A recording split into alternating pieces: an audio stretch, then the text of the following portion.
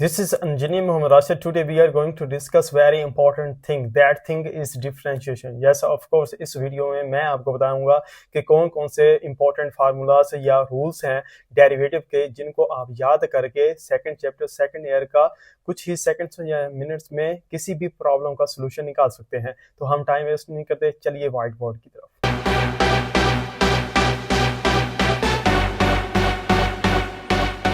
First of all मैं two variables लेता हूं, एक x है दूसरा y है। इस x को हम कहेंगे कि ये इंडिपेंडेंट वेरिएबल है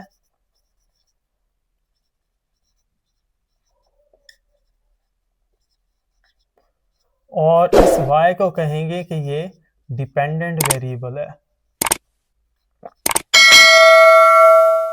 What does it mean? It means कि जैसे जैसे हम x की वैल्यूज जो है वो चेंज करते रहेंगे, y की ओबियसली चेंज होती रहेंगी।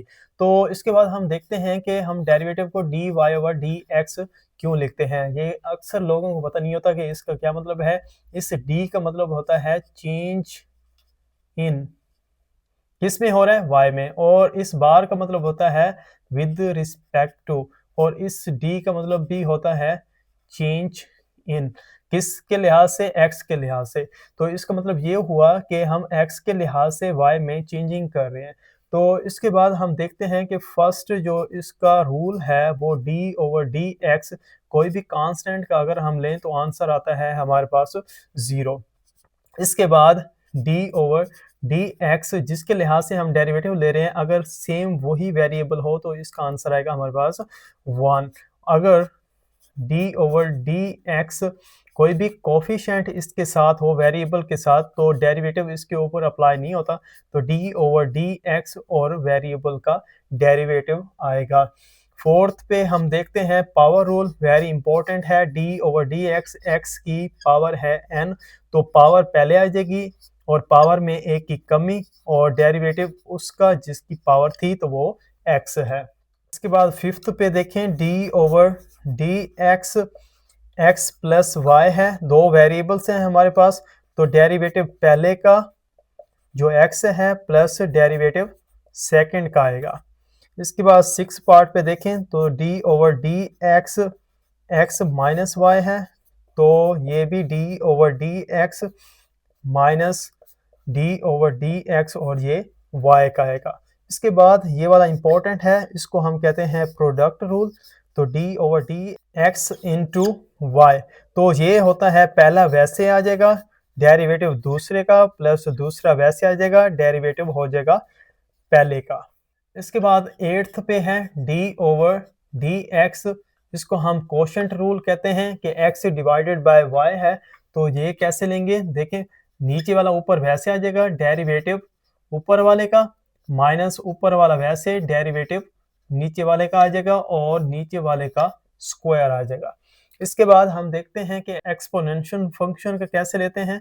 तो d ओवर dx, e की x है तो ये वैसे का वैसे आता है, और डेरिवेटिव इसकी पावर का जो x है। इसके बाद लॉगरिथमिक फंक्शन का देखते हैं, तो d over dx natural log x, तो ये 1/x आ जाएगा। इसके बाद हम ट्रिग्नोमेट्रिक फंक्शन का देखते हैं, तो d over dx sine x is equal to, और इसका उलट जो होता है वो है cos x, तो cos x आएगा। 12th पार्ट पे है d over dx cos x, ये आ जाएगा माइनस साइन x। एक ट्रिक याद रखें कि जहां भी dc मिलेगा तो आंसर जो है वो नेगेटिव में आएगा, तो इधर dc मिला तो इसलिए आंसर जो है वो इट वेंट नेगेटिव। इसके बाद 13 नंबर पे देखें, d over dx tan x is equal to, ये आता है सीकेंड स्क्वायर x। 14 नंबर पे देखें, d ओवर dx, इसका उलट cot x is equal to, ये आ जाएगा माइनस कोसिकेंड स्क्वायर x। यहाँ पे भी dc मिला तो ये dc माइनस में होता है। इसके बाद 15 पार्ट है, तो d ओवर dx और secant x is equal to, ये खुद भी आएगा और अपना उलट जो है tan उसको भी लेके आएगा।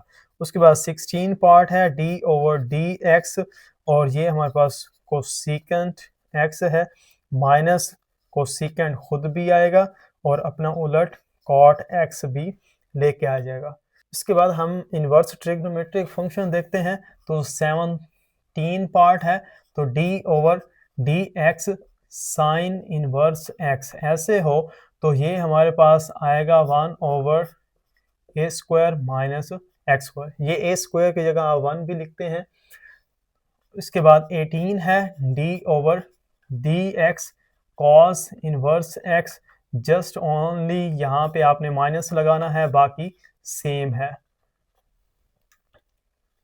इसके बाद 19 है D over D x tan inverse x, तो 1 ओवर 1 प्लस एक्स स्क्वायर ये आ जाएगा। इसके बाद 20 है डी ओवर डी एक्स, जिसको हम कॉट इनवर्स एक्स कहेंगे, और ये हमारे पास जस्ट ओनली यहाँ पे माइनस आएगा और 1 प्लस एक्स स्क्वायर सेम आ जाएंगे। इसके बाद 21 है डी ओवर डी एक्स और ये सीकेंट इनवर्स एक्स, तो ये 1 over x x square minus 1 है। 22 डी ओवर डी एक्स और ये कोसिकेंट है इनवर्स फंक्शन, तो ये माइनस आ जाएगा, बाकी सेम वैसे सीकेंट की तरह आ गया। इसके बाद हम देखते हैं हाइपरबोलिक ट्रिग्नोमेट्रिक फंक्शन।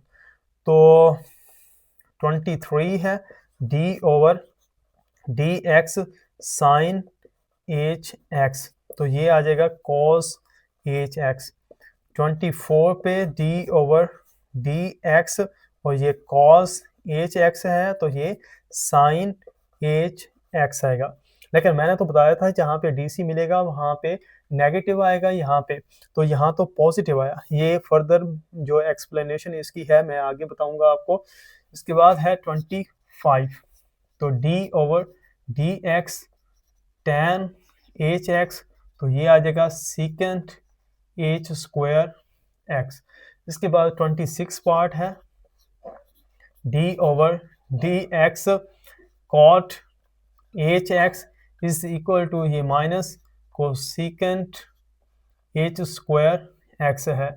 27 है डी ओवर डी एक्स और ये secant h x is equal to ये माइनस सीकेंट एच एक्स खुद भी आएगा और अपना उलट टेन एक्स भी लेके आएगा।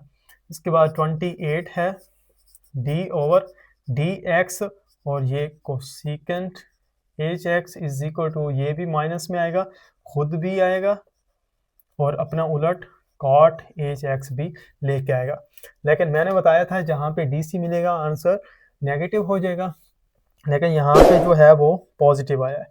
तो हम देखते हैं कि हाइपरबोलिक फंक्शन कॉस का क्या होता है। Cos H x is equal to 1/2 E X plus E minus X, ये आ गया। इसके बाद D over D X cos H x is equal to 1/2 D over D X E X plus minus E X is equal to 1/2 D over D X E X plus D over D X E minus X. यहाँ पे power rule लगेगा, तो 1/2 ये ई x और ये minus E x, तो ये होता है साइन एच एक्स।